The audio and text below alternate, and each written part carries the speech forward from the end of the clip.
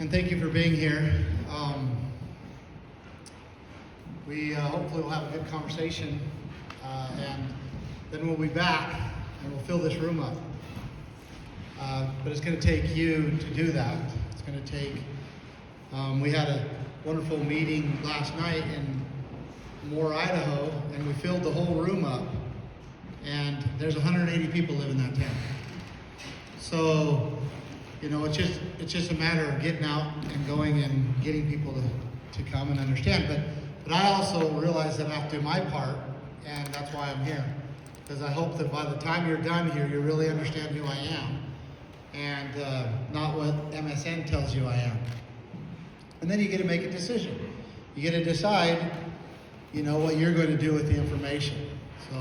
And we will have a chance to just talk and converse. So as you have thoughts, if you have questions, reserve them and I'll answer them. And you notice you didn't fill out some questionnaire card coming in, and my campaign manager's not over there frantically trying to decide what questions that I'm going to answer. I will be open with you and answer the questions that you ask to the best of my ability. All right, let's get going here, because I want to lay a foundation here. That's interesting. Let's see. Get this thing to work right. I'm going to do quite a bit of using the media here, but I usually get. Oh, there we go. Okay, so I want to ask a question first, though, because I need to lay some foundation. I need to be able to. We all need to kind of get on the same in the same place, if we can. We might not be able to, but I want to try to get on the same place when it comes to freedom. So I'm gonna ask this question: what is freedom? I think this is a very good question to ask in this building, right? Because we believe that we send our military personnel off to fight for freedom abroad and here.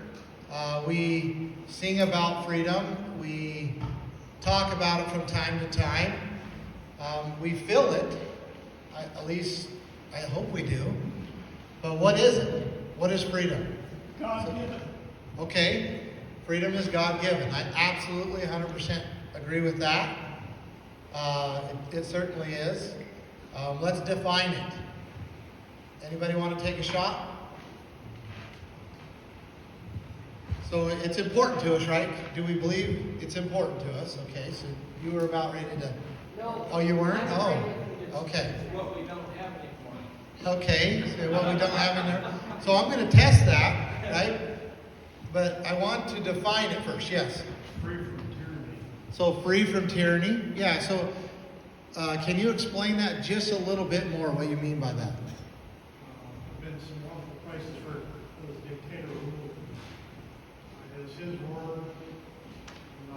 Take, for instance, the little kingdom in North Korea. Talk bad about any of the three leaders.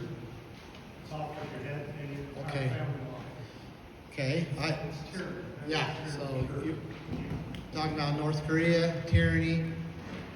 I think it was James Madison that defined tyranny as all power, the powers of all of the government all under one body, right?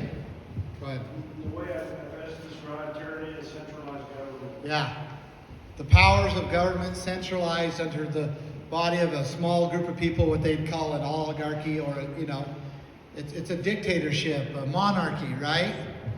So that is the definition of tyranny, and it was defined long before this country was even established. So now, we define tyranny, and I agree. So freedom is, what was the word you used? Free from that? Free from tyranny? Okay. I would definitely agree. Any other takers? Liberty worth dying for. Okay, freedom's worth dying for. I agree. And so I've been accused of I don't want to get too much into it, but I've been accused of acting too much in the defense of liberty. At least that's the way I want to say it, right? Well, and people have said, well, are you willing to use violence to defend liberty? And I say, if we don't, then we're just slapping our servicemen in the face, our police officers and our law enforcement in the face, our founders in the face, right? Because there is a point where you need and must defend liberty or freedom, and use violence or war, whatever else it is, and that is the reality. Okay, but we try to do all we can, everything, use all the mechanisms we can first. So I'm going to give you my definition of freedom, and I don't think it's just mine. I think that this is the correct definition of freedom, but you might disagree with me. But if you do, then bring it up. We'll talk about it. We can all maybe learn something. So freedom is the ability to do whatever you want as long as you are not infringing upon another person's rights. So to be able to do whatever you want as long as you're not infringing upon another person's rights. So let's apply this. Like, what about freedom to worship? To worship whatever you want as long as you're not infringing upon somebody else's right. What about, so I got a list here. What about freedom to own private property? Right? Well, that was the American dream. The rest of the world, they had to get permission and pay a king or a lord or somebody else, right? The American dream was you could come to the United States of America and you could own your own property. You'd be your own king, own your own castle. Yeah, it might just be a little one-room cabin, but it was yours. And so that was the freedom that America was providing. And but are we losing that freedom? So let's apply it. To be able to do whatever you want on your property as long as you're not infringing upon your neighbors. Because that is what freedom is. But we're losing that, right? That's clearly pretty much lost. Okay? Now, what about, what do we call the freedom to publish your thoughts? We had a couple of reporters here, which are welcome. Glad you're here. What do we call this in the Bill of Rights? First Amendment, freedom of speech. Okay, there's freedom of speech, freedom to speak out. What do we call freedom to publish our thoughts? It's also in the Freedom of press. freedom of the press, right? To be able to publish your thoughts and to, whatever your thoughts are, and to publish them to other people. Yeah. Especially the ones that are considered unpopular. I mean, that's really what's the Yeah. Well, and you mentioned it about, if you say anything about whatever his name is, I can't remember, what's that? Kim Jong-un, whatever. Sorry, I should know that, but, and if you say anything about him, what happens? They don't have the freedom to publish their thoughts or the freedom of speech. They're actually killed for that. What about the freedom to travel? To be able to travel wherever you want, as long as you're not infringing upon somebody else's right.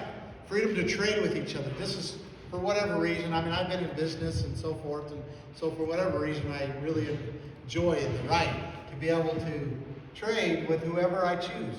Trade something I have of value to somebody, and we trade that. And it's a willing buyer, willing seller.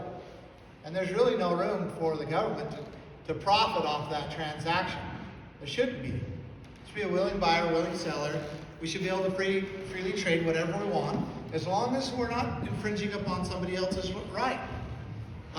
Freedom to raise our children, to have and raise children, freedom to choose where we live. That's just a list of some of them, right? But can we somewhat agree, at least, and be on the same understanding that freedom is the ability to do whatever you want as long as you're not infringing upon your neighbor's rights? Yeah. Okay.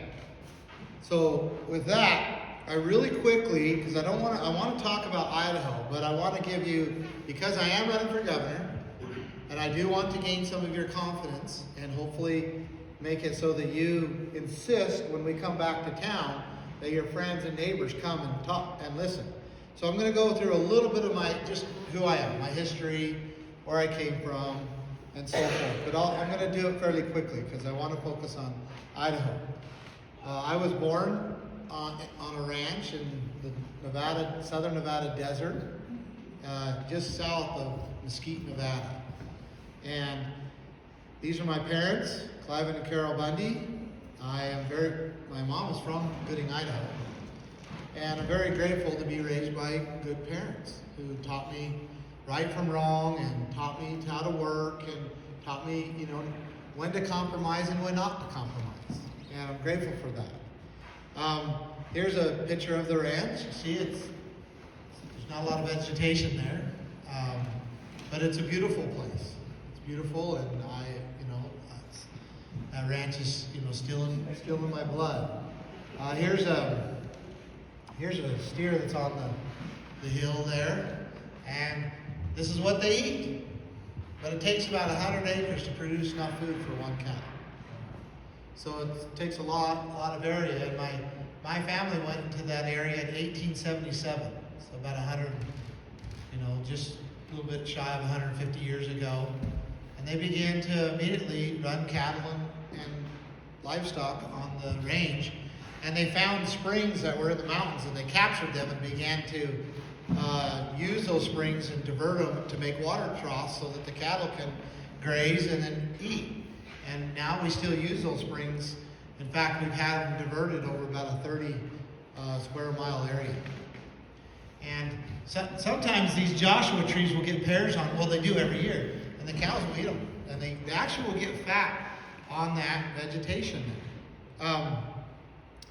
Here's my dad on a horse, and there's a big bull there, and you see there's a little hair on his horn right there, so he probably just got done hooking the horse, or maybe one of the other cows. This is a scene that I grew up with. I was constantly working cattle. That's what we did. This is an old stockade corral that's made out of cedar posts. We have a whole bunch of those corrals all over the range. We'll work and use those corrals. Some of those corrals were built by the CC camps. Clear back in the 30s.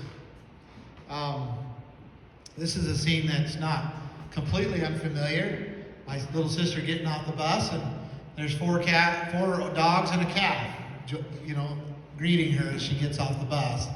And that calf right there was, her mother was hit on the road, and my dad did an emergency C-section and saved the calf, and the mother died. And we bottle fed it, and it became a really nice bull. So after growing up, I went and served a mission. Went to Minneapolis, and served a mission for the Church of Jesus Christ of Latter-day Saints. Yeah, it was cold, even colder than here. Like this was a normal day, right? I served mine in Texas. Yeah, did you? Yeah. Awesome. So you got the other end, right? Yes, I missed it. Did you really? What years? 92, 94. Oh, so I came 95. So yeah. President Peterson? Yeah, that was my president. That's cool. That's awesome. So, and I'm grateful for this experience because I was able to go off the ranch, which I loved and enjoyed and felt like it gave me a lot of freedom and taught me a lot how to work. But then this gave me a more kind of a refined side of things, much more structured. But more important than anything, it allowed me to contemplate what kind of person I wanted to be. Like, did I want to serve the Lord the rest of my life and put Him first? Or did I just want to chase my own desires? And I was able to kind of find myself. And among other things, I mean, I had a lot of experiences when I was on a mission, and I consider these times sacred. Then when I came home, I went to a little bit of college, Southern Utah University in Cedar City. I started a business as well, and I thought the business was going to put me through college, but then the business kind of took off and began to, it took a lot more time than I thought, and my degree was business management. So I thought, well, I'll just get out of college and go into business because I already had it set up. But I was there in Cedar City, which is a fairly small town, and wondering, especially back then, and wondering like why I was there. I was there for 6 years, and I didn't feel like I should move, but I didn't feel like my business was ever going to do really, really good there. And ultimately, I realized why I was staying there, and that was because I needed to meet my wife. And I met her and married her, and shortly after that, we left and went down to Arizona. And I took my business down there, and we started a life down there, and now I have six kids, 3 boys, 3 girls, and they were all born in Arizona. And I built up a business there that was a fleet maintenance business, and we became one of the largest fleet maintenance business in Arizona, private fleet maintenance business in Arizona. And I hired hundreds of people and dealt with millions of dollars of budgets and managed people and teams, and we had a process and procedures that actually have become industry standard in that industry. And I'll explain to you how that happened a little bit. But I want you to understand that, I did have this really great experience growing up on the ranch, but I also am an entrepreneur. And I've dealt and had to manage people, and I ran this business for 21 years. And then I sold it. But before I sold it, I also built a fleet maintenance shop management software. And we captured the processes that we developed in my shop and in my fleet maintenance company. And it took us a long time to develop, but eventually we got it done, and we were able to use our customers as guinea pigs and our vendors, and so it came up. Basically, we were in the perfect position to be able to develop this software, and we did so, and then we began to sell it to other shops, and now it's one of the leading fleet maintenance shop management softwares in North America. And so you might not have known that I have a tech side of me, and now since then I've actually developed total of three softwares, and it's always a challenge because there's just a ton of communicating, and you have to get a team together, and you have to get it going the right direction, and there's lots of time and money and resources that have to be put up front, and then you end up benefiting from it years and years later. And so, but that's something that I've done. I have built multiple softwares, including one of the leading fleet maintenance shop management softwares in North America. So now, just a real quick, there's several things that happened in my family on the ranch. Ultimately, the federal government, I would love to go into a lot of detail, but I don't want to take up the whole night explaining it. So I'm just going to try to give it in a package. Basically, the federal government, after my family had been there for 130 something years, federal government basically said that ranch wasn't ours. Even though we had deeds with the state of Nevada, we'd been there for 100 and almost 40 years, and 5 generations, and the federal government comes in and basically says we're going to make a endangered species mitigation area out of your ranch.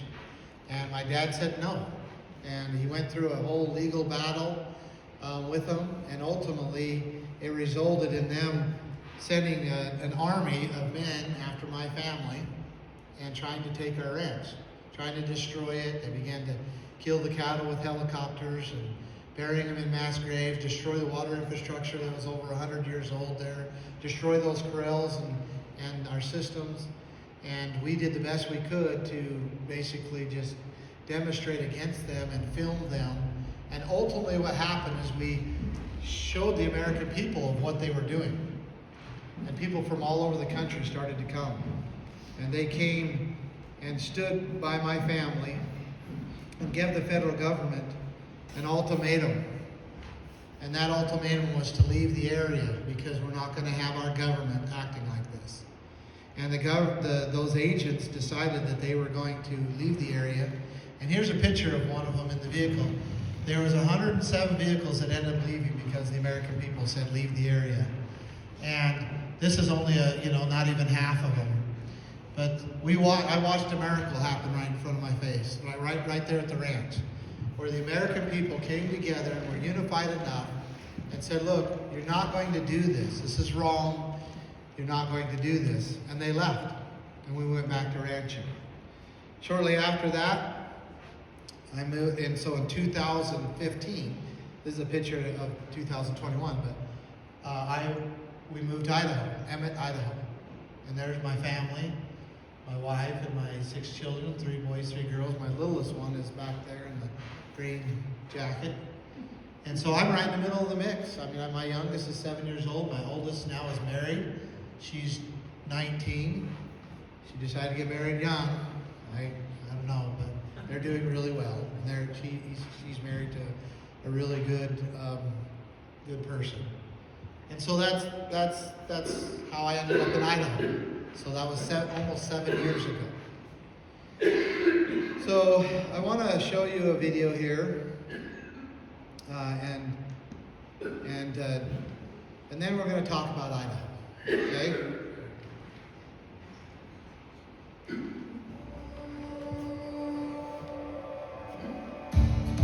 Idaho, to me, represents the best of what America was. Idaho was a conservative state with traditional family values, full of people of faith who carried guns, loved the Constitution, helped each other, and built businesses by the sweat of their own brow. Idaho is sliding down the path and ceasing to be the Idaho that we love. I don't want that to happen. And so I'm announcing now that I will be running as governor for the great state of Idaho. As governor, I will be implementing a plan and a platform to keep Idaho, Idaho. The Keep Idaho, Idaho plan will improve life, bring prosperity, empower and protect families, and secure the opportunity for happiness to every person living within the beautiful state of Idaho. I know how to win. My record and history demonstrates that I am willing to fight to the very end. Now it's your choice. May God bless the people of Idaho. May we live up to these blessings. May we keep Idaho a bastion of freedom and prosperity for years to come. May we be an example to the world of how to be free, of how to act, how to treat each other. And together, all of us together, may we keep Idaho, Idaho. Thank you, my friends. Thank you. So let's talk about Idaho. Because Idaho is in a battle for its conservative soul. And it is a battle that we're in. And a lot of the reason why we're in this battle is because of this individual and his buddies that have been in control of the Idaho government for so long. And I'm gonna show you some things here that you may not have seen or may not know what's going on. And hopefully it'll help you understand the importance of what we need to do in Idaho as a people and the corrections we need to make. Because Idaho was the first state to arrest people for attending church. Okay? When I say first state, least that we know of since the Civil War. This happened in Moscow, Idaho. Always trust in chariots. This is the pastor being arrested for holding church outside because they didn't have masks. Strong as our own resources, our enemies have fallen. So Idaho was also the first state to arrest a mother for going to the park. She took her children to the park, Meridian, Idaho. Idaho was also one of the first states to raid a business for not shutting down for the governor's lockdown order. And we have to ask the question, why are the police in Idaho acting like this? Why do they act? Why are they acting like this? And this individual here he's an undercover officer from the Idaho State Police, and he tells us why. So if you listen right at the beginning, he tells you he's issuing a citation to the owners of the High Brewer Brewing Company because they did not close down. and he tells why he's doing it. Real quick, this is from the state. Would you say that again, sir? Hand him that letter back. Now, I would like to hear him identify himself again. I'm Jim Schwecken with the Idaho State Police. I'm just delivering this letter in response to you guys opening it, in contrast to the stay-at-home order. So did you hear that? It says, I'm issuing this letter in contrast to you staying open in contrast to the stay-at-home order. You're staying open. And a few days later, ISP raided this business and began prosecuting the owners. So, why are they doing it? Just as the ISP undercover officer said, because of this man's orders. And he hasn't acted alone. He's acted with his buddies, and they've been at it for a long, long time. I'm going to show you some things that you might be concerned of, because you might be thinking, well, what if Governor Little, was concerned about the health and safety of the people of Idaho? I mean, he may have been, maybe he was a little confused about what's going on. Maybe he was just concerned. Maybe he just wanted to preempt some problems that might have been happening. And so I want to see if, I want to go through this stuff here, and I want you to answer to yourself if you believe that Governor Little did this for the people of Idaho or not. Okay? Because who remembers when he put the state of Idaho in emergency status? The first day, emergency. Remember, he used executive powers and he put it. Do you remember that day? It was the beginning of 2020, March, remember? And it was in the middle of March, and it was on March 13th. Well, interesting enough, so on March 13th, he put the state of Idaho in emergency status. Well, interesting enough, on March 13th, President Trump announced that he was releasing $50 billion of federal funds for states that were in emergency status. Okay? Now, again, maybe we were in emergency status. Maybe we were. But the problem in the governor's own website, on March 13th, he says that there's only one confirmed case of COVID. So, one confirmed case, March 13th, he puts us in emergency status. It happens to be the same day that President Trump says, if you're in emergency status, you can get part of this $50 billion. Okay? Now, who remembers when Governor Little put us in extreme state of emergency? It was just a few days later, on March 25th. Now, interesting enough, on March 25th, right here, March 25th, President Trump and Speaker Nancy Pelosi announced that there was a $2 trillion federal stimulus deal, and it was going to be available for states that were in extreme emergency status. So, March 25th, he put us in extreme emergency status. Now, how many cases did we have on March 25th? Well, here's a report. We had 136 unconfirmed cases, March 25th. Now, we're in a state of almost 1.8 million people. And we have 136 cases of people that are sick. And he puts us in an extreme state of emergency. He puts the whole state in a state of emergency when we only have one confirmed case.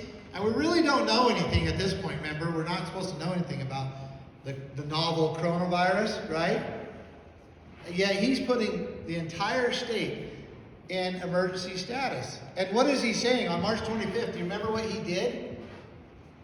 He issued an emergency or a stay-at-home order where he ordered all the residents of Idaho to stay in their homes until the governor says you can come out. And when we had 136 cases and no deaths, and it was the same day that he's seeking basically for all these federal funds. Okay, so now let's further answer this question, because maybe he had a different motive. Maybe it wasn't for federal funds. But he tells us. He tells us in his orders. So this is one of his executive orders, and he goes on and talks about it. And then he says, in securing millions of dollars in funds, And he talks about the first case. And then he says President Trump's issued a proclamation basically releasing money. And then remember this down here, the section 46601. That's the authority he says he's acting under. 46601. So remember that number, because we're going to talk about it. Remember that section of the Idaho Code. He committed fraud. Well, he did more than that. I'm going to show you. Okay? So here's a letter he wrote to President Trump saying, thank you so much, for releasing, the $1.2 billion. And he says, it is anticipated Idaho will receive at least 1.2, and there will be targeted support. And then says we're going to get more too. Okay? And then in here is his Executive Order 2020-07, which is the 7th order in the year 2020. I believe that's what it is. And he completely explains what he's doing here. And he's establishing a process to basically take care of the funds he's going to receive. And he says, whereas I issued a proclamation on March 13, 2020, declaring a state of emergency in the state of Idaho. Whereas I issued a proclamation on March 25th, 2020, declaring a state of extreme emergency in the state of Idaho. And then he references the code again. Chapter 646 of Idaho Code. It says, whereas Congress has passed and President Trump has signed 3 legislative packages that provide state funding in response to COVID-19. Whereas I anticipate additional congressional action on federal leave package to states regarding COVID-19. The next page of the order says, now therefore, I, Brad Little, Governor of the state of Idaho, do hereby order the creation of a COVID-19 Financial Advisory Committee comprising of members appointed by and serving at the pleasure of the governor. So he's putting this committee together because they're getting all these federal funds, and this committee members are basically his buddies. They're his buddies, and he appoints them, and they serve at his pleasure. And then they decide where the funds go. Okay? The last page of the order says, for the coronavirus relief funds and other funds to be administered by the office of the governor. Now, how are the funds of the state supposed to be administered? Who is supposed to administer? No? Who's supposed to? There is a treasurer, but not. Who's supposed to administer the funds of Idaho? It's the legislature. Our representatives, right? So why? Why our legislature? One is because we authorize them to in the Constitution, the Idaho Constitution. And it's so that we send the local people of the community, send representatives up, and they collectively have to agree on how the money is spent so that it's not wasted. So, well, we can talk about that, but so that it's not one group of people, one small group of people collectively that are deciding where all these millions and billions of dollars are spent, right? And so they go up and we send them up there as representatives of the people because we are the sovereign. They go up there and they collectively are supposed to decide where the funds of the state of Idaho and how they're spent. But what did Governor Little do? He made it so that him and his buddies decide where the money is spent. And they do it out of the office of the governor, not the legislature. You see a problem here? You just talked about, right? Tyranny is collective power. You see what he's doing?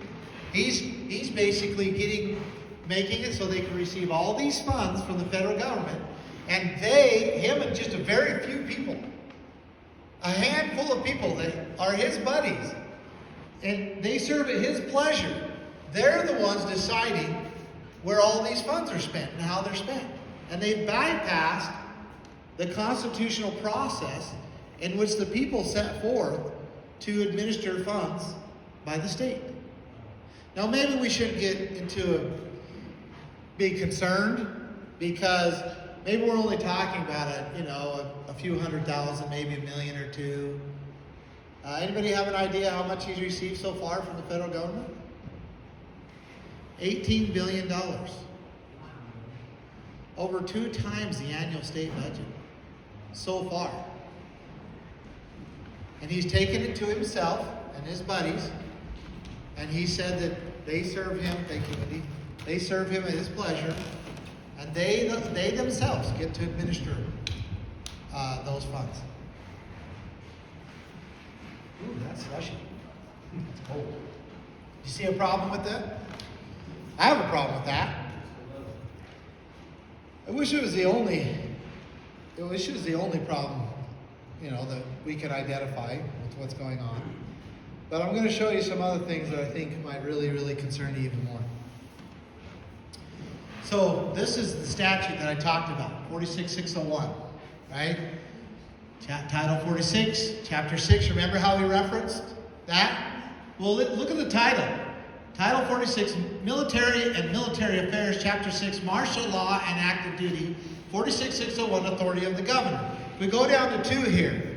It says, during a period of state of extreme emergency, remember, he put us in state of extreme emergency, the governor shall have complete authority over all agencies of the state government, including all separate boards and commissions, and the right to exercise within the area all police power vested in the state. What did he just do? He just took the powers of all government, all agencies of the state government, including all separate boards and commissions, and all policing power. He took it up to himself. He says, I have control of all of that. And he used this health, crisis as an excuse, if you will, as an excuse to do it. And now he has all the funds he needs. He has over 2 times the annual state budget. And now he collectively took all the powers of government unto himself and is controlling that. And we talked about that, right? What is that called? Tyranny. It's called tyranny. Dictatorship. Dictatorship. It's a different form of government than what ours is. What is our form of government? It's a constitutional republic. That's correct. It is a constitutional republic. And what that means is that the people send representatives to go run the state affairs or the county affairs or the United States affairs, right? And they're bound by a constitution that limits their ability to do things outside of that. Okay? It's a constitutional republic. What type of government is this? It's a dictatorship. It's not a free government or a representative government. It's just not. Now, this isn't the Idaho State statute, so what's it doing in there? What's it there for? For real extreme emergencies, like an invasion. So the governor has the ability to, repel an invasion or to defend the people's life, liberty, and property quickly. But interesting enough, the statute goes on and it talks about how he can only hold his power for 30 days. And if it's an extreme emergency, which he did declare, he can extend it for another 30 days. But after that, the statute, the Idaho statute, requires the legislature to convene on the 90th day and take back or end the order. But none of that happened. None of that happened. We'll talk about a little bit. So, maybe we could just be happy because I want to show you, this right here. Well, let me show you this. So, I'll go back to that a little bit. So, none of that happened. And on January 7th, 2022, I keep saying 2020, January 7th, he wanted to make sure that everybody knew that the state of Idaho was still in a state of emergency. So that was just a few days ago. He made sure that everybody knew that the state of emergency described in 461008 in Idaho Code exists in the state of Idaho. Okay? Now, this was his health order. I want to back up to you to just kind of emphasize on what he must have in his mind, right? What he must have in his mind. Because he said he believes that under the power he has, he thinks that he has the authority to direct all individuals living in the state of Idaho to self-isolate at their place of residence. He believes that they can't come out unless he gives them permission under these conditions. He also believes that he can direct and control all businesses to cease non-essential operations at physical locations, to close their businesses. And I don't know about you, but if I have a business and I'm, providing for my family, and I'm putting food in their mouths and clothes and paying the power bill, that's pretty essential to me, right? And he's saying, well, you got to close down unless I say you're essential, then you can stay open. And then he goes on prohibiting all non-essential gatherings of any number of individuals, which is how he justified this action. Arresting people for going to church, right? He also says that, that's not the right one, he also said in this that he ordered the cessation of all non-essential travel. So you can't travel unless I give you permission. That's his health order. That's the governor's health order that he issued on March 25th. This is a summary of it. He goes on to a bunch more detail. And so this is what he believes he has authority to do to the people of Idaho. He thinks him and his buddies believe that he has authority to tell you whether you can come out of your house or not. How do you feel about that? I mean, I'm not saying, like, what I'm showing you what I'm saying. I'm not just saying it to try to, make him look bad. I am showing you what they did. I'm giving you evidence. It's not just me talking. And I'm doing it this way because I need you to believe me. I need you to understand that what happened and what is happening now, still today, going on today, is not freedom. And it's certainly not our form of government. It's certainly not. And it puts the people of Idaho in a very, very precarious situation.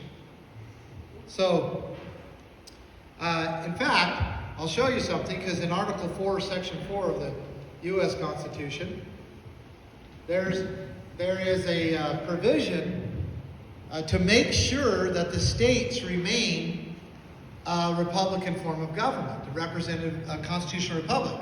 It says, Article 4 says, the United States shall guarantee to every state in the Union a Republican form of government. So why would it say that? Who served in the military here? Thank you very much. Why would the Constitution, the founders, say that the United States shall guarantee to every state in the Union a Republican form of government? Why would they say that?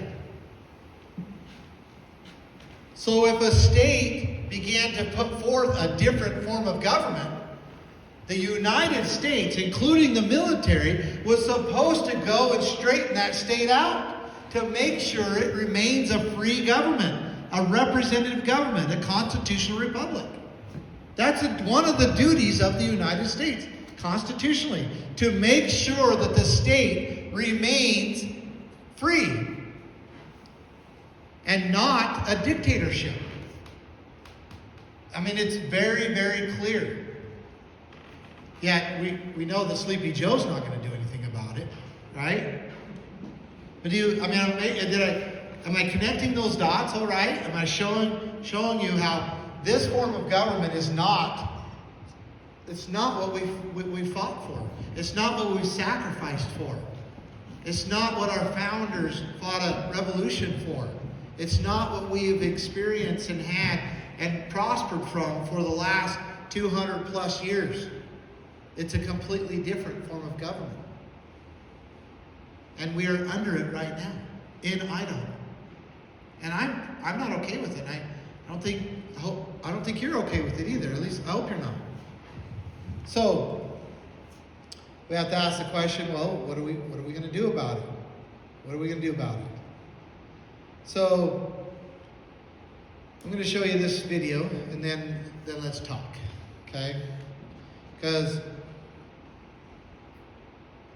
well, I'll just show it.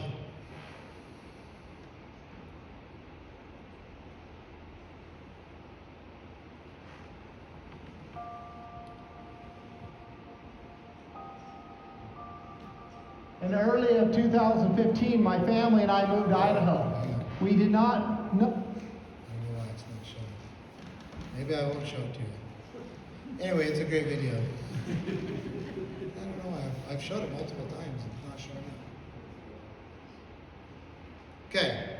Well, I won't. I'll fix that later, and maybe you guys have to watch it some other time. Apologize. So let's talk. Let's talk about Idaho. I want to hear your thoughts, your concerns. I want to answer any questions that I have, because I'm hoping that we can leave here in unison. I'm hoping we can leave here with some directions and with a little bit of understanding that we need to go out and do some work, and then we need to come back here and we need to do this again. We need to fill this room up, and we need to keep doing that until we get the people in Pocatello and surrounding area understanding where we're at and acting. I believe that we can do that. We've seen it happen. Can you put that presentation on a PDF that we can access, or have you done a video on that? Okay, I've done this and much more detail, but it's still condensed, and I've done it. Let's see, am I still connected? Yeah, I think I am. So let's. If you go to votebundy.com, okay, see that there, votebundy.com, that's my website. You go to events, and you go to virtual town hall. Okay, I'm showing this, events, virtual town hall. And then you go to the last one we just did, which was January's. And if you click on that, this video is here. And you could save the link and send it, you can copy this link up here and send it to your friends, whatever. But in this, you can skip the first part if you want or not and get to the meat of it, where I start to talk right here. I started to watch that the other day and I didn't finish. Well, I go through 4 different things that, including what I just showed you here, that should be very alarming to the people of Idaho. And, we probably ought to break it up into just those sections so you can send it out so they're like 15 minutes apart, but that's there. There's also, if you go back to here, I did 3 more, so I've done 4 total. Each one of these, like this one, I talk about the migration coming into Idaho and what are the solutions and challenges. I talk here, this one, about what we should do with public education. And I go into detail there. And this one is kind of an overview. It's actually a lot like what I just showed you here, but I think probably the best one, if you're wanting to wake your neighbors up, is the one I just did last. And I will be doing one. I do one usually the second Tuesday of the month. So I will be doing another one. I think it's on the 8th. And I'm going to go into further, because there's several things. For example, I don't know if you remember, but on Easter of 2020, I held Easter service, and I got international news because everybody was locked down, and I believe that, and I'll explain myself. I believe that the thing we must do, we must continue to do, but especially then, is when someone says that you don't have a right to go to church, what is it that we need to be doing? Go to church. When they say you don't have a right to go leave your home, you don't leave your home, right? And the reason why is we cannot let them believe that they have that right. That right belongs to us. We have to be very, we have to send a very clear message that right belongs to us, and you can't do that. So I organized an Easter service, and I had hundreds of people come, and we got international media there. And we found out later, though, months later, through a public records request, that ISP, Governor Little, ISP, and all the state law enforcement agencies, they were all on this thread, and they were planning on raiding that Easter service. And the only reason they did it, ultimately, according to, to us interpreting their reasoning, was they believed it would be such a huge PR problem for them because I owned the building. Right? Which tells you a lot about the reason to why we need to secure private property. Right? But they actually planned it. They were, and I will say this. They were in communication, and part of the thread is also the FBI Joint Terrorist Task Force was part of that. And they were all going to raid our Easter service for having church in Idaho, in the United States of America. That's what was going to happen. So anyway, the reason I say that, in my next town hall, I'm going to expose all that. I'm giving you guys a little teaser, along with several other things. So one of the things I did address in this one is the first state decide. So you can see where I went, is get in here. I'm going to, in here, it's very something you might talking about how Governor Little suspended parental rights in Idaho. So go to this and share this all over. So, okay, so what other thoughts or questions do you have? What questions do you have for me? Let's spend the next little bit here talking about. Yes? We hear a lot in the alternative media about the global market kind of melting down, and that the U.S. dollar might be taken off the global market as a world reserve currency. What can Idaho do, because we have one of the largest silver mines here in the country, what can we do to keep the state solvent when everything else goes to crap? Okay, great question. So, unless we change the direction, unless the United States change the direction, we will lose. The dollar will, at some point, not be the world currency. It will be debased. So that is a reality. I mean, it will happen. I don't know when. I don't know exactly how. But there's no way to keep doing what we're doing and for the dollar continue to have confidence of the world. So it will lose, just like the British pound, just like other currencies in the past. Once they become where they're not backed by something, or the people around the world don't have confidence in it, then it loses its it loses its confidence and no longer is the world currency. Well, what happens when the dollar becomes no longer the world currency? $10 a gallon. Yeah, well, yeah. At best, and I'm just throwing a number out that every dollar will, at best, be worth like 25 cents. Okay, that's probably the best scenario, but it could be way worse than that. Remember, I think it was Greece where a wheelbarrow could be full of their currency, and they would dump the currency out to take the wheelbarrow. Or they would use the currency for fire. It wasn't worth anything. And we've seen this happen many, many times over again. And it's done because of high, inflation. And especially, the only way we hold on to the value right now, because it's not backed by anything, and we keep printing it, is because it's the world currency. And as soon as it loses that, which it will at some point, we will have a huge problem. So now back to your answer. Sorry, I kind of got a little tongue twisted there. But so Idaho has a lot of natural resources, and we need to be able to use them and access them. And we need to become more independent, much more independent, because when you're independent, it's no different than in your household. You need to be able to have a food reserve. You need to be able to be independent. If you grow some food, maybe have an animal or two if you can for food. And just so you know, a male and female rabbit will produce more more meat in a year's time than cow will, a bull and a cow. So you can't say, well, I don't have enough space because I don't have enough space to raise cow. Yeah, and I get it. There's nothing better than a big, good steak. But, anyway, maybe I'm getting off topic. But we need to become independent, right? And so does Idaho. Idaho needs to become independent. We have some of the, the most mineral deposits, very wealthy mineral deposits in silver, cobalt, and others. We have natural gas.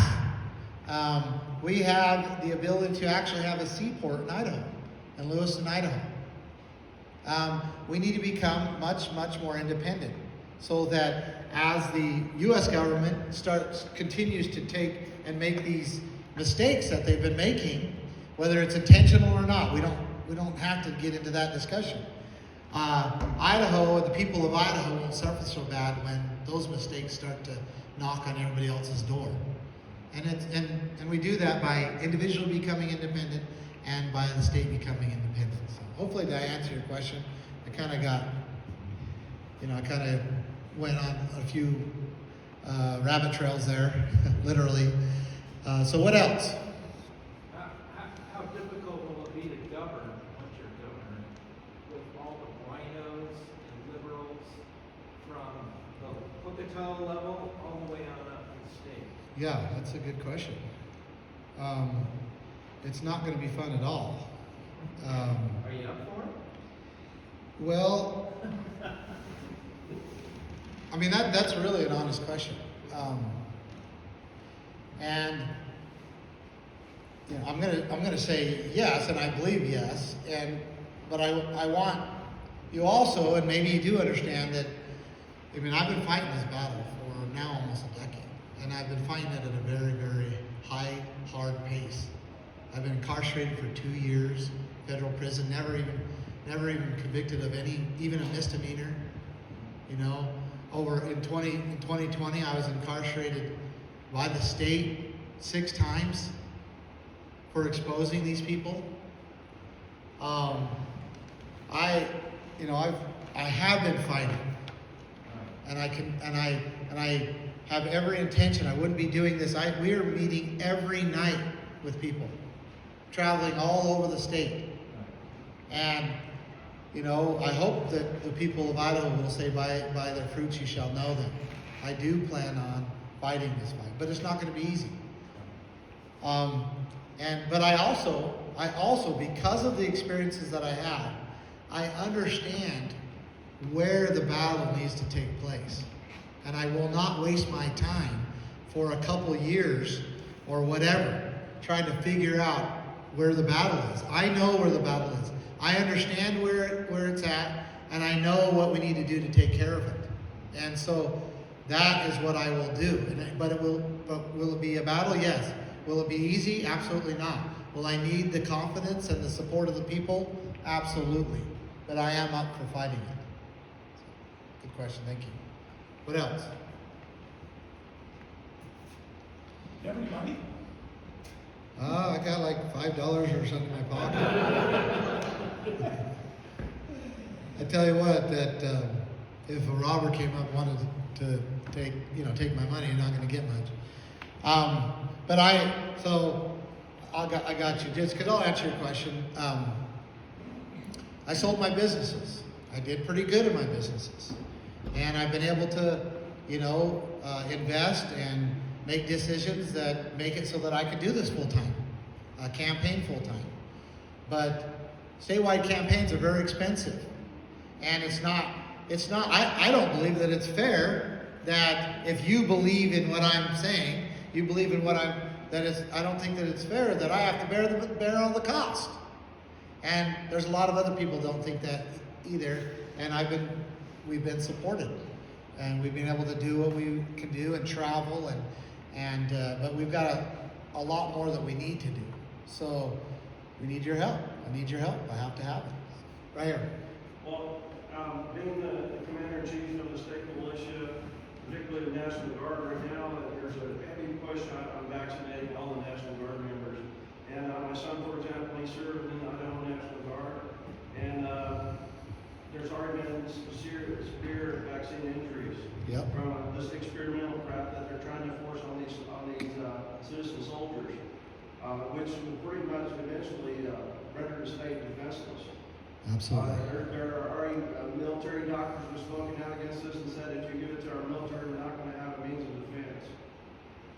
Apparently there's a lot of kickbacks, not just in the military, but like in Idaho Department of Correction. This stuff is being pushed on inmates without proper consent, on our soldiers without proper consent in the state. And I worked for the department for 6 months. I just couldn't stand on the COVID protocol and BS when we went back to school. But this kind of stuff is coming from the governor's office, and there's no. What are some of the mitigating things that can be done here to keep the state running? So, and also, especially like in a correctional setting, they're forcing this on inmates. This becomes a huge liability for the state later on. When these inmates start to die, you have family members that are suing the crap out of the department because they were lied to. all of that is very true and very accurate. And it has originated from the office of the governor, Governor Little. And, well, I wouldn't say originated, in the state it has, because where it's coming from, and we have done this, we've tracked it. In fact, I went over it in that virtual town hall last couple weeks ago.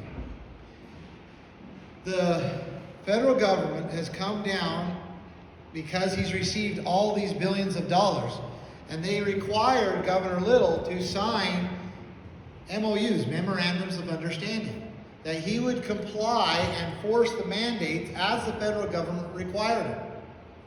And so he took all this money, he signed it. This is a great deal for him and his buddies. And now the federal government's coming and saying, you have to do this, you have to do this.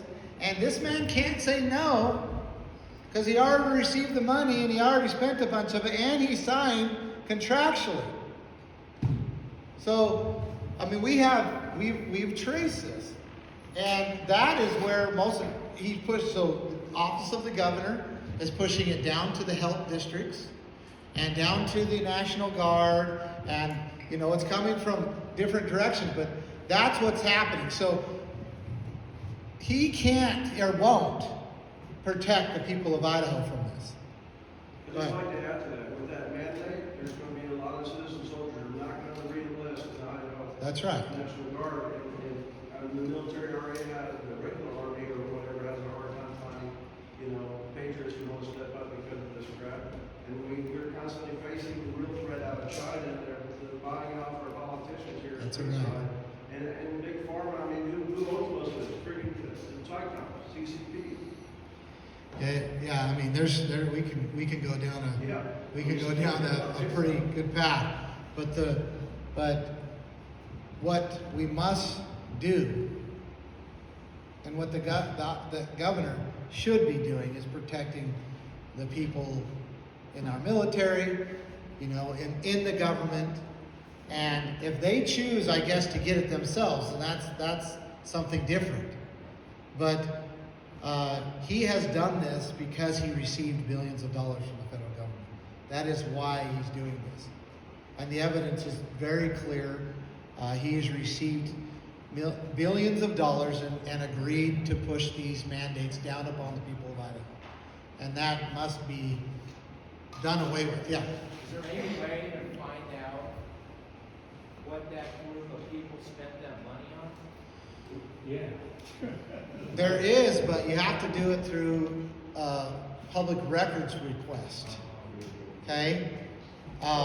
Which is a whole nother problem, So what do we need attorneys to do that? Or? No, you can do that. It's just going to take someone that's willing to dig and figure out where it is. I will say this, and this is kind of another, this is kind of a whole nother problem. But one of the things that they've been doing with it is they've increased the food stamps program in Idaho more than any other state in the United States. They've increased the government housing programs hundreds of millions of dollars in the government housing programs, and basically these welfare programs. Again, they actually, what was it called? An injection? What was it? Do you remember that? In Boise, they just opened up I don't know what they're calling it. I need to get it. Basically, where you can go if you have a drug addiction, you can go into this government-funded facility and get injected by drugs that the government pays for in a controlled environment.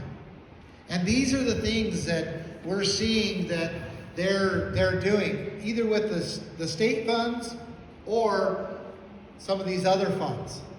And what type of people do you think that's going to attract to Idaho? Right? I mean, yeah, that's right. What type of people do you think, and The takers are coming. yeah, why would we do that in Idaho? Why would they do that? I don't understand. So, go ahead. Is to get voters. That's how they attract voters. And what you're talking about with these programs, I know from firsthand, this lady got up and she said that she moved all the way from where she came from to Minnesota because her welfare system was a lot better in that state. So you do have those type of people. Right now, and especially in law enforcement, we get so much garbage out of California. And these gangbangers and, these security threat groups that come here, they're probably, they're hiding out in Meridian and Boise, and they're going to burn the rest of the state with their socialist programs. That's right. There's three types of people, and I categorize three types of people that migrate into an area, and I think this is a pretty accurate, way to describe whether it's a country or whether it's a state. It doesn't really matter. And there's those that are coming to look for handouts. They'll actually leave a state, go to another state, and they'll be looking for the best programs, or maybe they like that area and it has these good programs, and so they'll actually go there. And that's the reason why our southern border is being invaded. Because they want to come here for handouts, right? The second is they come for criminal opportunity. They actually see an opportunity to be able to prey up on a weak people or a government that's not protecting the people. And so they come for a criminal opportunity. Good example of that is the cartel, again at the southern border, right? They come over, they profit off the people, they do what they want, then they go back over and they just kind of go free how they want to. And it doesn't matter if you build a wall, they'll dig under it, and they'll fly over it, and they'll run a bus around, or a boat around it. I mean, you got these Mexican kids now that are climbing the wall in 17 seconds. They're getting over the southern wall that was just built in 17 seconds. So that's not the answer. Now, the third type are those that come for freedom. And they want to be good neighbors. They want to work for what they have. They want to build a community. They want to be part of a community. And those are the people we want, right? But what about the other two? We don't want them. So how do we stop the one that comes for handouts? Stop the handouts. Wow, what an ingenious idea, right? Right, stop the handout. And then what about the one coming for criminal opportunity? Well, our law should be functioning to where they say, don't go to the United States or don't go to Idaho. Don't go commit a crime in Idaho. Boy, we don't want to do that. And also, I got you. Also, we want people to say, don't go to Idaho. They don't give out anything there. Right? Go to Oregon instead. But that's not what we're doing. We're doing just opposite. Idaho is #1 growth in food stamps. And hundreds of millions of dollars are being pumped into the government housing programs right now. So, it's very clear what we need to do in Idaho, and it's not attract the wrong people.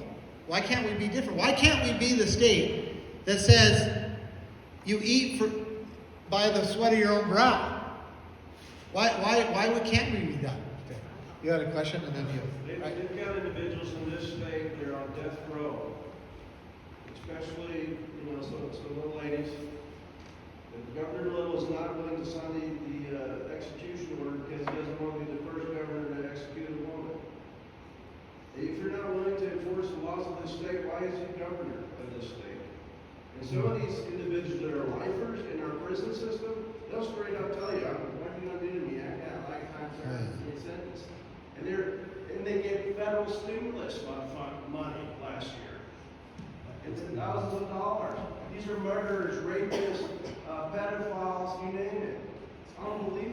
our penal system it's not doing its job. We should be sending the message loud and clear that justice, which is making the wrong right, that's justice. That justice will be administered here in Idaho. And it doesn't matter who you are. It's not a race thing. It's not a creed thing. It's not a gender thing. Justice will be administered because you do need to send that message very clear that don't come to Idaho to commit crimes. So you had to come Well, on. I just have a comment, and I'll own it. I'm here from California because I wanted to get away from what's happening here. And I'm just shocked and appalled because I thought you Idaho people had your shit together, and you don't. It's shocking. Yeah. It makes me sad because Okay. I thought this place was going to be the place to be. And my kids are here, my grandkids are here, and I don't want it to turn it down there. If you haven't been there and haven't lived there, you don't know. You have no idea how horrible it is. And it's coming here if you don't do something about it. The very things that Oregon, Washington, California, Nevada, New Mexico, Colorado, those things that all were very conservative states at one time, ultra conservative states, and now are liberal and destroying themselves. The very same things that they did 10, 15, 20 years ago, we are doing now in Idaho. He's right. The very same things. That's why we're getting involved. Yeah, we have to. We've got to fill these rooms up. And we've got to expose it and get people to understand that that's what's happening. And we have to stop because in Idaho there is a cabal. It's because it's a strong cabal. They have controlled it for about 4 decades now. This same people. And they pass the baton on whoever they choose and they continue it on. And they call themselves Republicans, but they're not. They're doing the exact same thing that these other states did, and they're leading us right down the path. Now, the only thing I will say, and this is what gives us a lot of hope, and should give you a lot of hope as well. I just showed you a little bit, and I can show you more and more about what Governor Little did. Really what he tried to do. Okay? I mean, he did it. He implemented it. They're the exact same thing that Governor Newsom did in Washington, Brown did in Oregon. Why can't I think of the Newsom in California, right? Laxall in Nevada. They did the exact same things. They implemented a health order. They used executive powers to take federal money. They did these very same things. It was almost like they were all communicating. In fact, I think they were. But Governor Little's supposed to be this Republican governor, right? He's doing the exact same thing. There's a difference. You came from California. Anybody been to Oregon last few weeks or Washington or California? I don't blame you if you haven't, right? It's a different place there. Like you go there, you can't go you can't go into a business without a mask. You can't. All of these things, the force is there. They're starting to force all these. Washington right now is getting ready to pass legislation where the health director, like anybody, a health inspector, could come in here and have us all arrested. Call the police and arrest us all immediately. And he has that sole discretion. They're trying to pass legislation for that right now.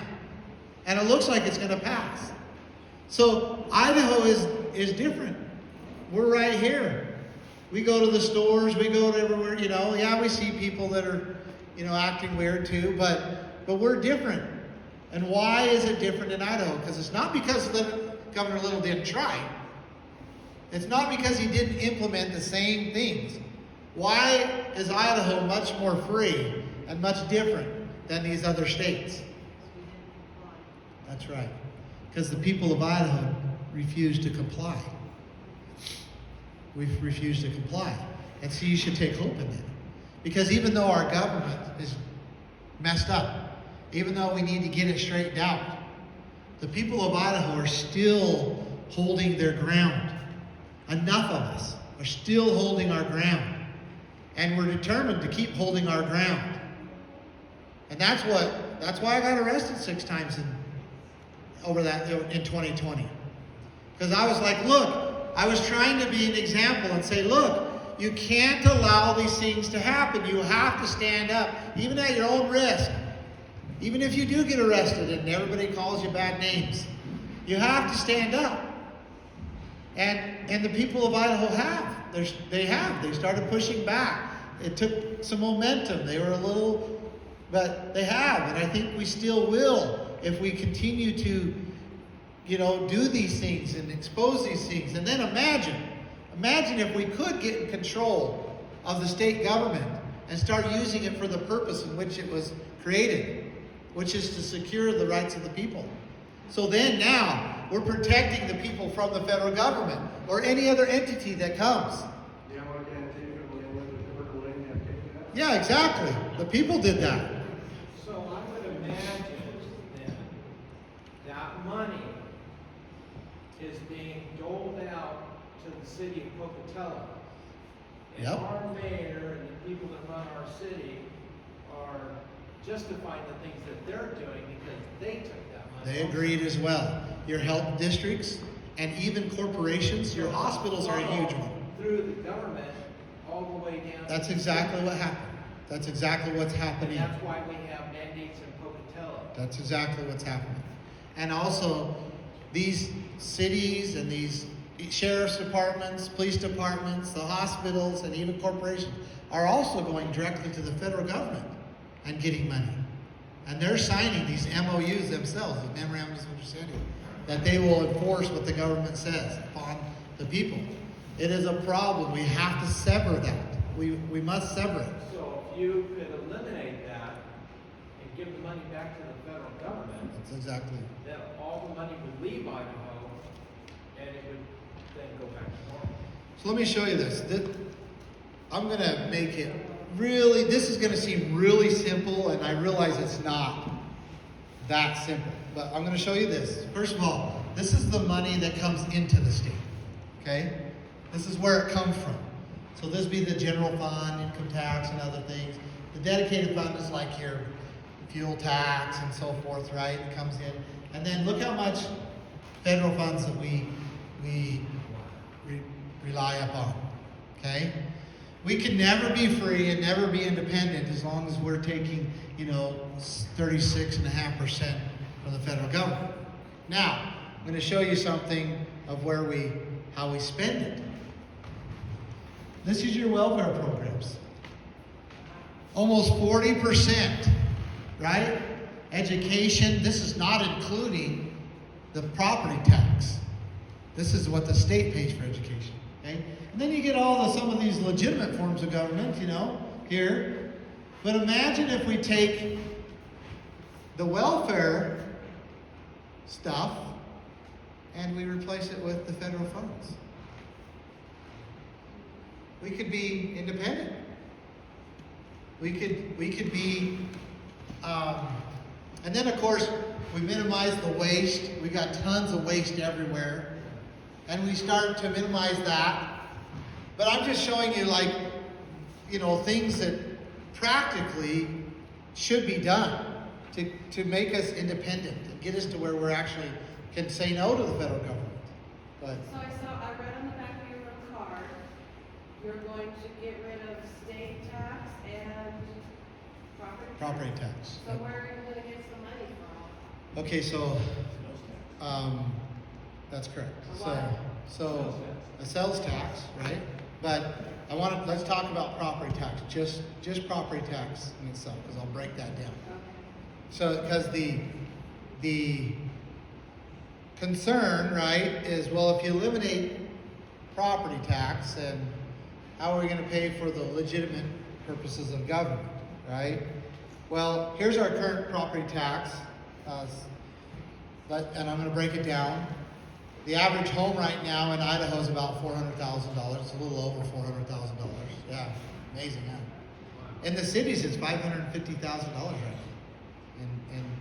And so, using that average, depending on what county you're from, you'll pay $2,000 to $3,000 in property tax a year. So tax collected in a 30-year period is $60,000 to $90,000. But what's the problem with property tax? What's the problem with it? You should follow behind it, that's your property. You never own your property. And there's no incentive to improve your property. I mean, you build something, you improve it, and you want more money. I mean, Yeah. who pays for the improvement? That's right. They penalize you for improving, doing your property. You never really own it. It's a real problem because it's the state's way of saying they own everything and claim everything. It's the state's way of deifying itself and saying, well, we own everything. Well, we left that system, the feudal system in Europe. We fought a battle to be free. And then we go back right into this system again in the 1900s, right back into a feudal type system where you have to pay somebody in order to live on your property. Back then it was you had to pay the lords or the kings or whatever else, right? And you were just a serf. Well, we have basically implemented this feudal system in our states now. Yeah. And we've done it just in the last century. Now, one other thing I want to emphasize, because Karl Marx, the founder of communism, he says in the Communist Manifesto that communism can be summed up into one sentence: the abolition of private property. Well, this is the abolition of private property. So I'm saying we abolish this and we replace it with something that will protect private property, and this is what I'm proposing. So that we replace it with the consumption tax. And I'll try to explain it. If you have any questions, let me know. So you take that same $400,000 home, and at the time of sale, the buyer would pay a 5 or 4 or 3%, depending on what it worked out. The legislature would work that out. But let's use 5% because it's easy math. So they would, at the time of the sale, they would pay $20,000 to the state, to the county. And that could be rolled into the mortgage. So you could roll it into the mortgage, so it's not like you're taking a huge hit. You can roll that into the mortgage. Now, you might be saying, well, $20,000, and then let's say after you do that, the state no longer has interest in your home. I mean, they've been paid, the tax is paid, you own the home, you pay off the mortgage, you own the home. But you might be saying, well, $20,000 is a far cry from the $60,000 to $90,000, right? Well, you have to take into consideration that the average home sells 3 to 5 times in a 30-year period. And so that would bring in, this number's actually wrong, it would bring in $60,000 to $100,000 to the state for the legitimate purpose of the government. So it more than compensates for property tax. But what's the difference between this and the other way? You own your home. You own your home. And I would say, because I point this out, maybe I should point out the negatives. There's really only, we broke this down in many, many different ways. And asked the question about what about this, what about this? And the only negative is you end up having to pay, if you put it into mortgage, you end up having to pay interest on the $20,000. But that, to me, is well worth it. Because when you pay the mortgage off, the bank's paid off, the state already received theirs, and now you own your home. And we know that average home sells 3 to 5 times, so it's going to bring revenue into the state. Now, one other thing that's beneficial to this is that the state receives their money up front. So like if there's a development going on, well, they're going to receive all this money up front, then they can do infrastructure, underground, roads, all the fiber optics, whatever they decide to do as far as utilities, and it's paid up front, and the county or the city or the state doesn't have to go get these huge bonds with interest that last for 30, 40, or 50 years because the money's up front. So it's actually a more, fiscal responsible way in order to do these things as well. So this would be, so if you bought a car, you would pay the 5% and whatever you bought. Well, I'm proposing this just as a property, okay? Because there's already a sales tax thing that we do in Idaho. And I love that. But this is just property. This is when you buy, purchase property. On a fixed income, you don't have to worry about the No, you already took care of it. Now, there's gonna have to be a graduation period of those that aren't gonna sell their home. So we graduate out of the property tax for them. That'll be like a 5 or 7 year period. And then at that point, they're done. They're done paying the taxes, and then this 3 to 5 sales will fund. And so that's how we would transition into it. It'd probably take 5 to 7 years to transfer out of the old one, because you don't want to just go all of a sudden and leave the state a period of time where they don't have the funds they need to do legitimate government. And I say legitimate government for a reason, right? Because there's a lot of illegitimate things that are being done right now in our government, and we need to downsize that. So, but that's ultimately my answer. And yeah. So, what other questions do you have? I have one other thing that I'd like to talk about. You haven't asked me. Usually, I get asked about it. You'll notice in the Keep Idaho, Idaho plan that one of the battles that I want to fight is taking back our lands in Idaho. Okay? Idaho right now, it's 63% of the land, but when you take out the military bases and the reservations, which are constitutional. Military bases are federally controlled. The reservations are federally controlled, even though the tribes say that they're sovereign. And I'm not talking about that land. I'm talking about the 61% of the land mass in Idaho that's controlled by the federal government. Wow. It's unconstitutional, and it causes multiple problems. And I just want to emphasize this, because you might be saying, well, that's a battle, do you really want to fight that battle or not fight that battle? Well, I want to emphasize why it's so important that we fight this battle. Because there's several things going on, right? One, we have an affordable housing crisis in Idaho, where our houses are outrageous, to the point where, the next generation, or good people that want to come in and make a living for themselves, there's no way that they can afford a home. And that's not a good situation for the people to be in. I just showed you my daughter, and she just got married. And you know how long it takes to get your feet on the ground before you can actually even own a home. Back when we bought homes, right? Well, right now, it's not even feasible. They'll never catch up between the wages and the cost of homes. Never. Well, it's a supply and demand problem. It's a supply and demand problem. We're landlocked. And we're fighting over the white area of the state. And it's growing up higher and higher. Now, so that's problem number one. So getting back our lands and spreading out a little bit and opening up lands for development where we want it, around the cities, around the towns, that will alleviate a lot of a ton of the problems we're having with affordable housing. Now, right now we're fighting over the white areas. Why is those areas white? Why are they white? Anybody know? They were there first. That's right. They were there first. Why were they there first? Finance. No, it wasn't finance. That's the prime agriculture area. People came out west. They found the most fertile and best places to farm, and they claimed it. And then later the federal government came in and says, because you didn't claim it, we're going to claim it. That's the short story of how that ended up being read, okay? But so that's why it's white. Well, where are we building our houses?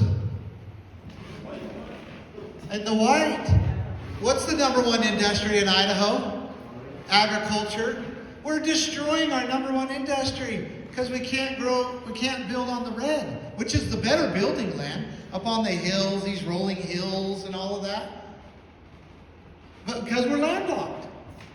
So we're destroying our number one industry. Okay? So now I give you two really good reasons why we need to take back our land. I'm going to give you a third. And you might like this one or think this is even more important. Okay.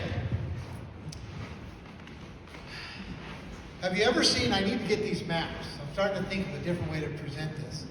Have you ever seen the map of, well, I better not look it up in front of you because it might take me too long. But have you ever seen a map between Republican counties and Democratic counties? You ever seen that map? Man, I really want to show it to you, but I don't want to have to search. It's amazing. You got little teeny blue areas, which are Democrat, liberal areas, meaning they voted that way. And they're surrounded by huge areas of red. Okay? And there's just little teeny spots. But if you look at like Oregon, you got little teeny blue in Portland, and the rest of the state is red. Well, what is that blue doing to the rest of the state? They're politically controlling, because there's so many people that are in that state, or in that area. Well, what's happening because of our federal land control is we're shoving everybody into these cities. They're becoming more and more densely populated. And we're building up rather than building out. And when you build up, you become, for whatever reason, you lose your connection to the earth and the resources, and you lose your conservative values. It might be a generation or two. You start to think that, that milk is made in the back room of Albertsons. And you start to lose that. And pretty soon you start, whatever reason, it'd be fun to do a lot of research on this, but it is statistically for sure that as you get more densely populated, the people become more liberal and they begin to vote more liberal. Well, so under this circumstance we're in now, we will for sure become a liberal state unless we take back our lands. We need to spread out. Now, so is the federal government doing this in all the red states? Is this a conspiracy where they are doing this intentionally? I don't think they're doing it for voting. I think that's like a really great benefit that they probably didn't even know was going to happen. Why? They're doing this for two reasons. They're doing it because all wealth is generated from the earth. All wealth. Think about this awesome building here. Every bit of it came from the earth. Our clothes, these chairs, this computer, everything. I got you. Everything. They understand. There's been estimated $117 trillion just in the Western corridor. Nevada, Idaho, Arizona, Utah, Wyoming, that area there. $117 trillion in subsurface minerals. 117 trillion. So the federal government's going to control this. In Idaho, we have the largest cobalt deposits that anywhere in the country. And who's controlling it? Who's profiting on it? The federal government. And they're keeping it. And guess who they let mine it? Mine's out of Australia, China, Canada. The people of Idaho and the people of the country, we don't even benefit from it. Right? So that's what's happening right now. And it's detrimental that we take back our land. We get control of our lands and our resources so that we can become independent like we need to become. So that we can make sure that our children have housing, affordable housing, so that we don't destroy our number one industry. And we don't allow these cities to become so compact that they create this political voting bloc that dominates the rest of the state. You watched the Hunger Games? Yeah. Well, that's what I call this scenario where you have capital city, right? And all the districts are out there working, and they just send the resources and fund the capital city, and they get to go to have their games, and they get to act weird, and they get to put makeup. Men get to put makeup on themselves and dress like girls. Well, I mean, have you gone downtown Portland lately? That's what we're creating right here in Idaho right now, because we it's interesting, it comes back to federal lands, federal land control. Okay? I've heard that the federal government also uses it as collateral for their foreign loans that they're getting. That is absolutely true. In some cases, the United Nations has even taken claim of some of the property as, for their grandiose plans. I don't know about the UN part, but I know for sure that the federal government, the U.S. government, has collateralized these western lands. And that's why they came in and had to control them, knowing darn well that they don't have constitutional authority to do it, that the land and the resources, once there's been an enabled state into the Union, belongs to the state, belong to the people of the state. And it is for them to use and to benefit from. Plus, God gave us the earth for us to use and to benefit. Now, one number I got right here. I want you to think about, because we're talking about this land, right? This red land. We're talking about almost 33 million acres. Okay? Almost 33 million acres the federal government's controlling. All right. So, you must have an idea of how to reclaim the land Yep. for Idaho. And is that a battle that we can win? If the state does it. My family is a ranching family with very little resources in the middle of the Nevada desert where no one else wants to run cattle, and most could never even do it. Took us generations to figure out, even to develop the breed of cattle that'll live in that area, right?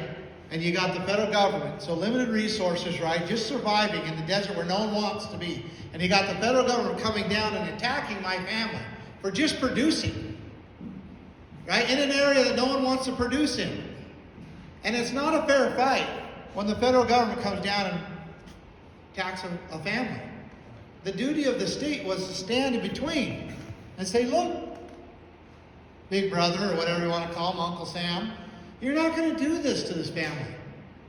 But we're not getting that because of federal funds, because they bought us off. We're not getting that.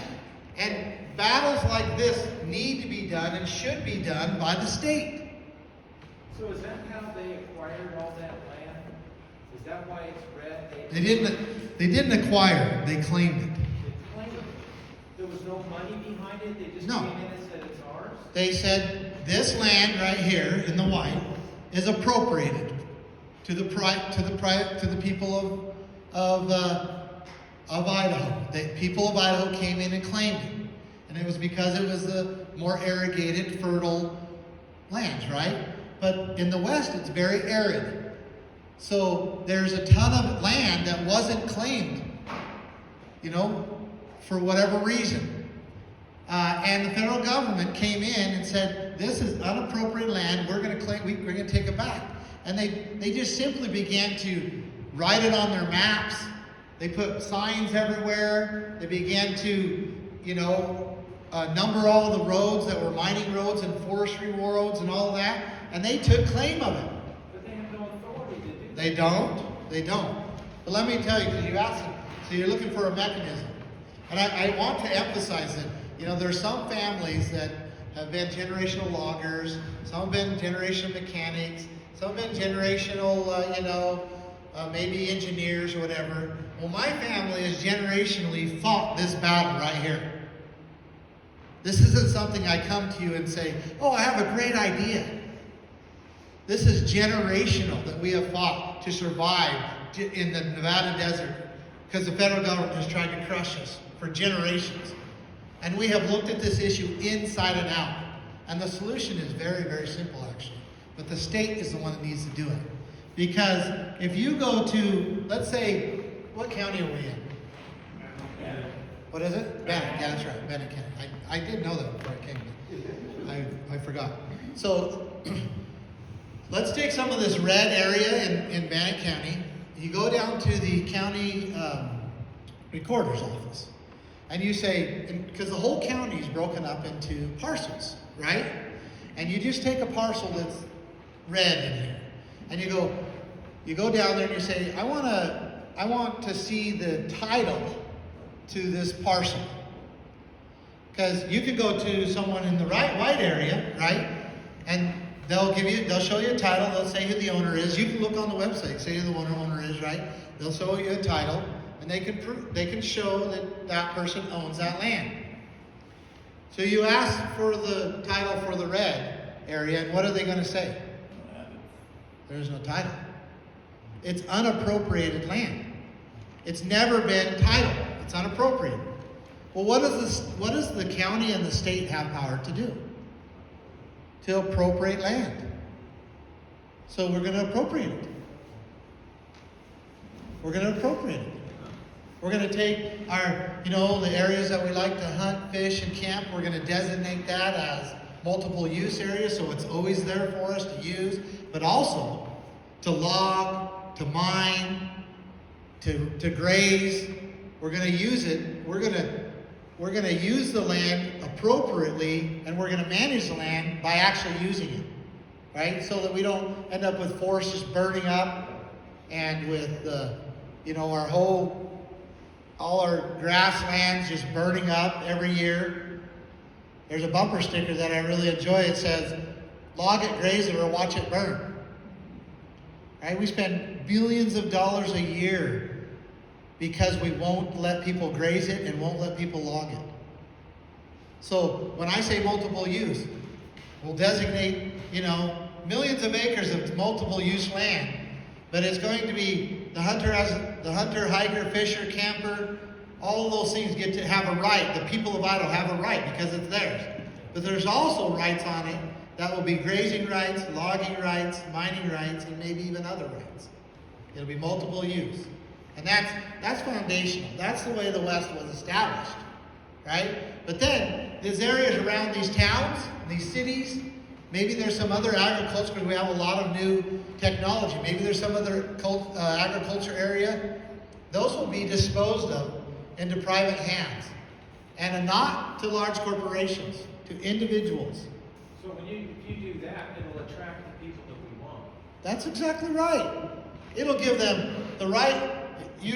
That's exactly right. They will come and be able to purchase land because the state, the county is disposing of it. It will attract. They will be able to develop that land. There could be disposal, disposal laws that need to be in place so that one is it goes into an individual's hands and not like a corporation, and that person has to develop it, like say within 5 years. They have to build a home on it within 5 years. It's the Homesteading Act is a disposal act.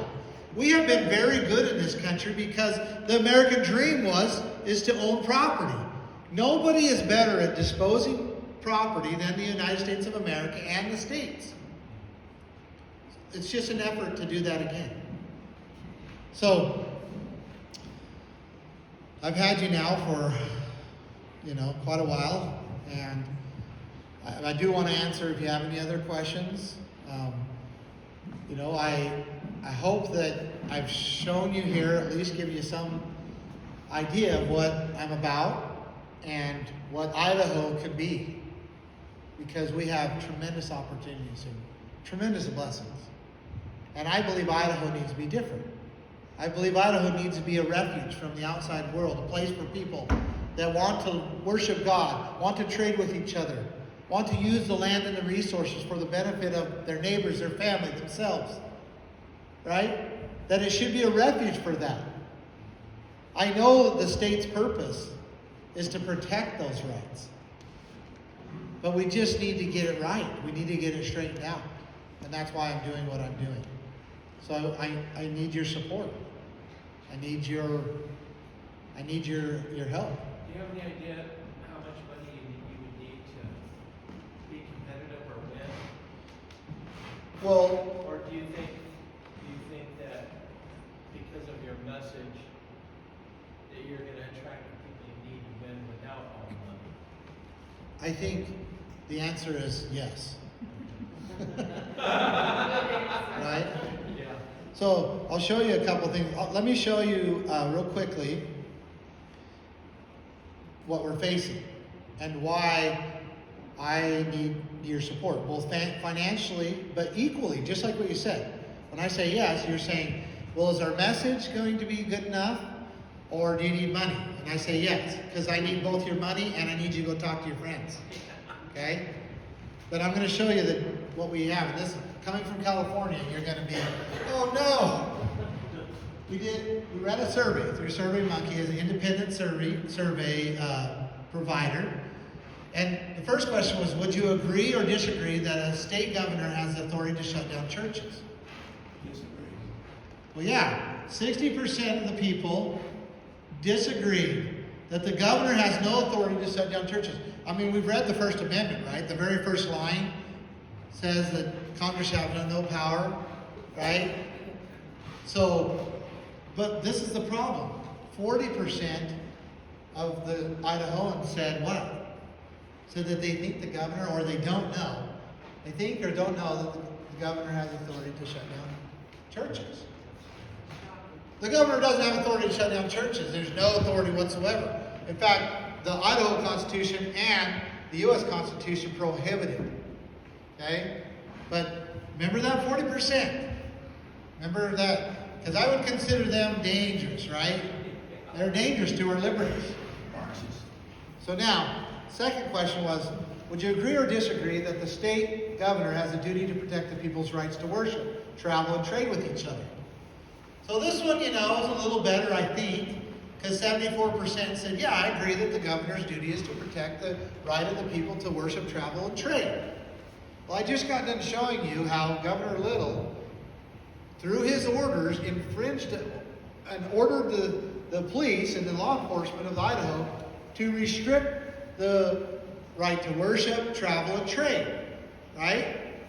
So you would think that if I was to ask a question in Idaho about who do you think would be out of the top candidates running for governor, who would be most willing to protect the right to worship, travel, and trade?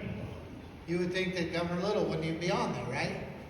Well, we did ask that question, and this was the results. Get it there.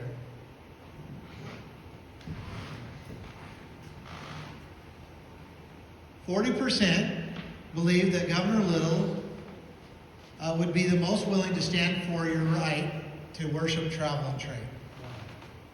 So there's a major disconnect there, right? They either don't know what Governor Little did, or they condone it, or they don't know the Constitution, right? They think that. So we have to overcome that. We have to educate a lot of them, but I think a good group of those they're just going to be obstinate. They probably believe that it's okay. But so there's a portion of them that we can, hopefully maybe 10% that we can educate. And then what do we have to do? We have to outvote them. The rest of them we have to outvote. And that's going to take a lot of work, and it's going to take a lot of money. Okay, so there's another question. Has our voting system been corrupted in Idaho? I talked to the Secretary of State, and he says it's fine. But He said it's okay. But they put our paper through a machine. Yeah, they do.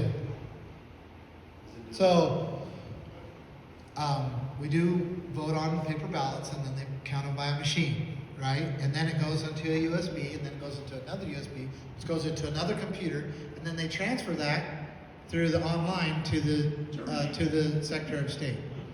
Do they transfer it online, do you know? Or how do they get it? Because we know it ends up on the clerk's computer, and then somehow it's transferred. So I might have misinformed you about going online, but then it goes to the Secretary of State. So there's a lot of problems there. Is there anybody in Idaho that's digging into that? Yeah, there is. And also, we are putting a team right now together. Remember, I have a little tech background. We're putting a team right now to do a couple things. Through our campaign software, where people will be able to report problems or concerns they have immediately, real time. That'll immediately go to our campaign. We will have direct connection with the Secretary of State, so we will complain. We'll have attorneys on site, and we'll also have forensic computer analysis on site, okay? That doesn't solve the problem with absentee ballots though, which is where I think the real problem is.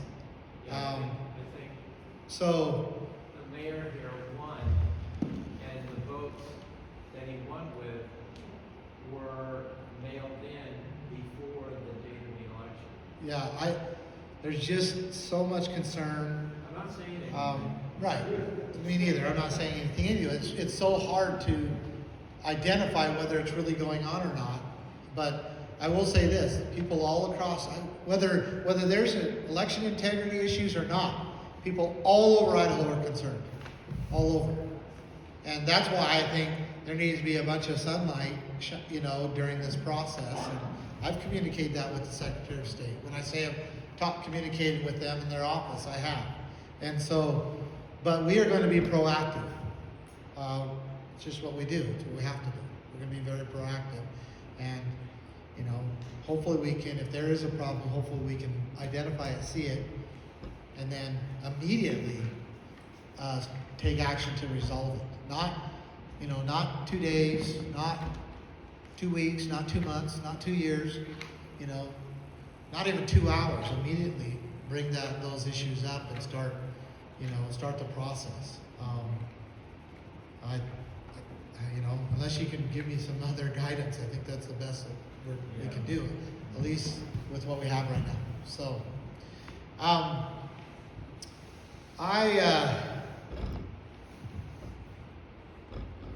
going to wrap this up, but I want to ask you for your support. I need your support. I can show you things to give you some confidence here. I can show you, no, that's not it. This is it right here. I can show you, this was one of the last internal polling that we did. We're in the middle of one right now. And, it changes depending on what demographic you go into. But we are right in the middle of this race. We are doing what we need to do. We are a contender. But we have another, 4, almost 5 months to go. And I'm going to keep doing what we're doing here. We've got some plans. We've got some, moves that we'll make during the times that we need to make them. But we need your support. We need your help. And so I'm going to ask you for that. Tom, I think I'm going to just hold off. But, I hope that you don't go away without committing yourself to at least something. Make sure you subscribe to my email list. When you go to Vote Bundy, a pop-up will come and it will want you to subscribe, right, or write it down right here, so I can start communicating with you, and I will. And you can start communicating with me back. When you get emails, you respond, I will actually get them. And I do my best to keep up with them. So that's one thing, you can at least do that. You can go to this button right here, it says donate. And you can go and donate. And we're encouraging people to donate monthly. Because I'd rather see, a $100 donation coming once a month than a $500 donation coming once. Because this race, we hope that we're going to be running this race clear till the generals in November. Even if it's $20 a month. But that monthly contribution is really amazing. And if you get enough people doing, a monthly contribution, we can do tremendous things with it. And what are we going to do with these funds? We're going to try to educate that 40%. And all the other people who are just unknown. We're going to come back here. We're going to got that RV. We've been running up at 16,000 miles on that RV already. Okay? And we're 6.5 months into this, right? So and next time we come back, we'll fill this room up. But it takes money. It takes money to send information. It takes money to reserve the venue, takes money to travel, all of that. But also takes money to build videos. But I have the people to do it. But it takes money to distribute the videos, to educate people. So I need your help. I need your help with that. And then, equally, what you brought up, I need you to go in here, and I need you to share things all over with your friends. Here's an article right here where I explain the elimination of property tax. Well, you can click right here on this little button right here, and it saves the link.